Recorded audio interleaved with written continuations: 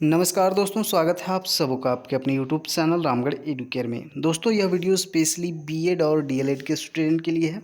साथ ही साथ ये सीटेट और टेट के लिए भी काफ़ी ज़्यादा इम्पोर्टेंट है। तो यहाँ पर हम लोग देखने वाले हैं एक प्रश्न जो कि टीचर्स से रिलेटेड है। टीचर्स के जो क्वालिटी होते हैं, टीचर्स की डिफिनीसन देखेंगे यहाँ पर। तो आप लोग बने रहिए और ध्यान से देखते जाइए वीडियो को। और अगर आपको नोट करना हो तो वीडियो को पॉज करते जाइए, स्क्रीनशॉट लेते जाइए और अपना नोट्स बना सकते हो। इस टॉपिक से पूछे जाते हैं बार बार बीएड में प्रश्न और डीएलएड में भी, ठीक है। तो ध्यान दीजिएगा, क्वेश्चन यहाँ पर देख रहे होंगे। शिक्षक के क्या उत्तरदायित्व होते हैं? शिक्षक के क्या उत्तरदायित्व होते हैं? आदर्श शिक्षक यानी कि आइडियल जो टीचर होता है, आदर्श शिक्षक के गुणों का वर्णन कीजिए। तो यहाँ पर हम लोग दो तीन चीज़ें करेंगे। पहले तो इंट्रोडक्शन में शिक्षक क्या होता है वो बताएंगे, फिर शिक्षक की परिभाषा बताएंगे, फिर शिक्षक के जो उत्तरदायित्व हैं उनको बताएंगे, फिर एक आदर्श शिक्षक जो होता है उनके गुण बताएंगे। उसके बाद में दोस्तों निष्कर्ष लिखेंगे। तो इस तरह से आपको बीएड में लिखना होता है। इस तरह से अगर आप बीएड में कॉपी लिखते हैं तो आपको काफ़ी अच्छे मार्क्स मिलते हैं। सबसे पहले स्टार्ट करेंगे परिचय से, शिक्षक का परिचय। थोड़ा सा आपको यहाँ पर ज़्यादा टाइम लगेगा, इसीलिए मैं थोड़ा सा फास्ट स्क्रॉल करता जाऊँगा। तो वीडियो को आप पॉज करके रीड कर सकते हो, नोट कर सकते हो, ठीक है। परिचय देख लेते हैं शिक्षक का। बालक के सर्वांगीण विकास में शिक्षक की बड़ी ही महत्वपूर्ण कार्य करना पड़ता है। शिक्षक ही वास्तव में बालक का समुचित शारीरिक, मानसिक, बौद्धिक, सामूहिक, सामाजिक और संवेगात्मक विकास कर सकता है। शिक्षक ही व्यक्ति के भविष्य को बनाता है एवं शिक्षक ही वह है जो सुधार लाता है समाज में। प्राचीन भारतीय मान्यताओं के अनुसार शिक्षक का स्थान भगवान से उच्च माना गया है, क्योंकि शिक्षक ही हमें सही और गलत का मार्ग दिखाता है। शिक्षक आमतौर से समाज को बुराइयों से बचाता है और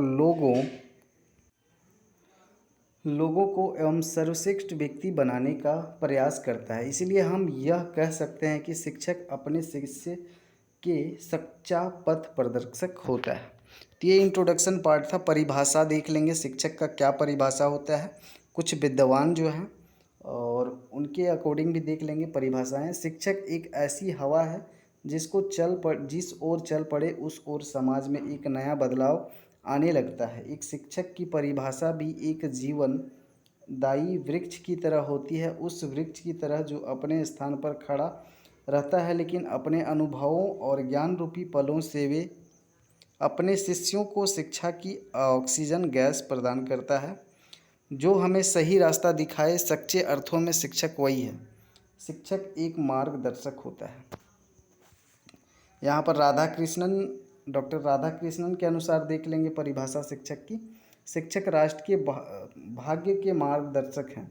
शिक्षा बौद्धिक परंपराओं तथा तकनीकी कौशलों को पीढ़ी दर पीढ़ी हस्तांतरण करने में घूंटी का कार्य करता है। वह सभ्यता एवं संस्कृति का संरक्षक एवं परिणाम करता है।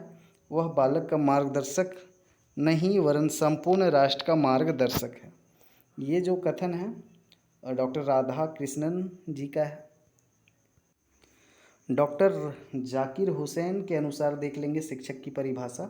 वास्तव में शिक्षक हमारे भाग्य निर्माता हैं। समाज उनकी उपेक्षा से ही अपना विनाश करता है। अब यहाँ पर देख लेंगे हम लोग शिक्षक के उत्तरदायित्व।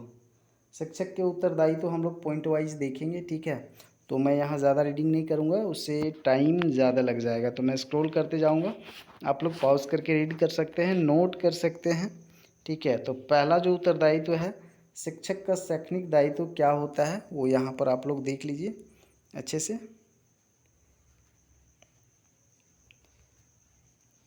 उसके बाद योजनात्मक दायित्व क्या क्या होते हैं वो भी देख लीजिए, शिक्षक के क्या योजनात्मक दायित्व होते हैं। फिर देखेंगे प्रबंधनात्मक दायित्व क्या क्या होते हैं वो भी देख लेंगे। फिर देखेंगे निर्देशात्मक दायित्व क्या होते हैं शिक्षक के। यहाँ से यहाँ आप लोग देख लीजिए। निरीक्षणात्मक दायित्व क्या क्या होते हैं शिक्षक के, तो वो भी देखिए आप लोग।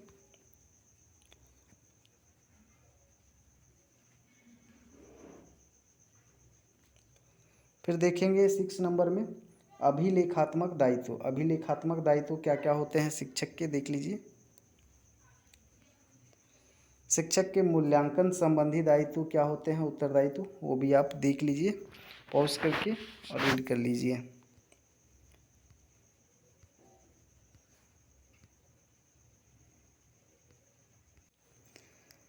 दोस्तों अब एक आदर्श शिक्षक के क्या क्या गुण होते हैं या क्या क्या गुण होने चाहिए वो देख लेंगे हम लोग।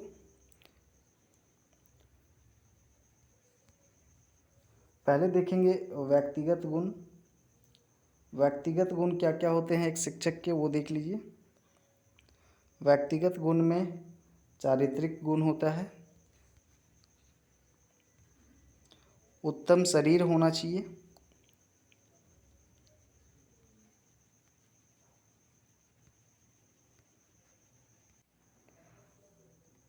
उसके बाद नेतृत्व गुण होना चाहिए, लीडरशिप क्वालिटी।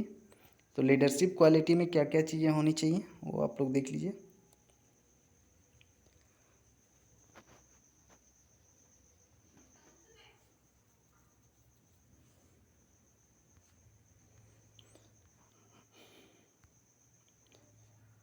व्यक्तिगत गुण के अंतर्गत ही आएगा आशावादी दृष्टिकोण शिक्षक का होना चाहिए, तो वो देख लीजिए आप लोग।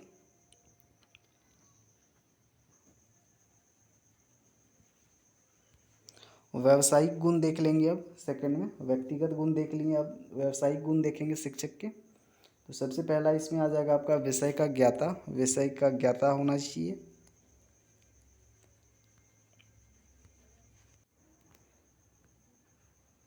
व्यावसायिक गुण के अंतर्गत ही व्यवसाय के प्रति आस्था होना चाहिए, तो उसको आप लोग देख लीजिए।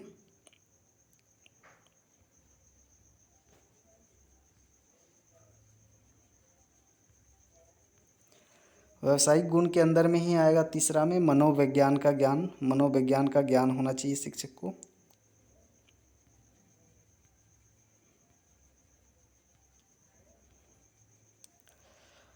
व्यावसायिक गुण के अंतर्गत ही आएगा चौथा में अध्ययनशीलता। अध्ययनशीलता भी एक गुण है कुशल शिक्षक का, तो ये भी होना चाहिए, देख लीजिए।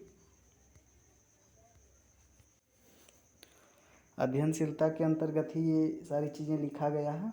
अध्ययनशीलता जो गुण होता है उसके अंतर्गत।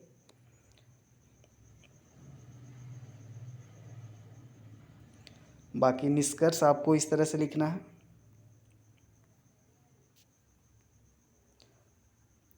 उपरोक्त बातों से क्या क्या निष्कर्ष निकलता है वो चीज़ें आपको लिखना है। ज़्यादा लंबा लिखना नहीं है आपको, 4 से 5 वाक्य में निष्कर्ष लिखना है। यहाँ कुछ ज़्यादा ही निष्कर्ष लिखा हुआ है, ठीक है। तो आप अपने हिसाब से निष्कर्ष लिख सकते हैं। एक बार सीख जाइएगा तो आपको आइडिया हो जाएगा निष्कर्ष कैसे लिखा जाना है।